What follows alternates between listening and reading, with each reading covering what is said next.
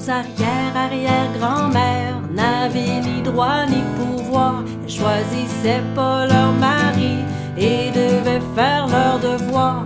Leur nom de famille disparaissait de l'histoire. Nos arrière-arrière-grands-pères, eux, avaient tous les pouvoirs. Nos arrière-arrière-grand-mères devaient satisfaire grand-père, s'occuper de la famille, faire le ménage et puis se taire. Surtout faire beaucoup d'enfants, même quand c'était un calvaire. Et puis le curé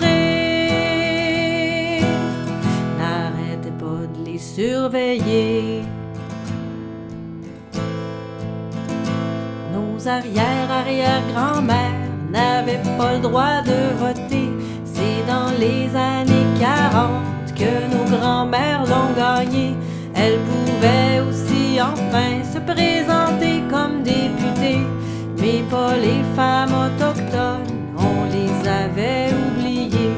Nos grands-mères ont travaillé pour faire l'effort de la guerre. Après on les a renvoyées à leur poêle puis leur frigidaire. Leur travail domestique aurait mérité un salaire, une reconnaissance pour leur temps et leur savoir-faire. Et les autochtones, on a voulu les décimer. Aux familles et aux mères, les enfants, on a arraché. Tant de vies brisées, de communautés déchirées. Aujourd'hui, des femmes disparues et assassinées. La violence se perpétue et les sévices continuent. Pour une vraie réconciliation, il faut admettre ces faits connus.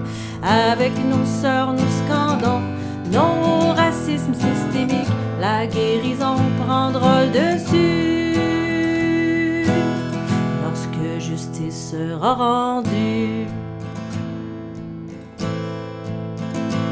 Et nos mères, après leur lutte, elles ont pu garder leur nom, gagner le droit à l'avortement et à la contraception, le pouvoir de signer des chèques et le droit à une pension, un réseau de garderies et l'accès à l'éducation.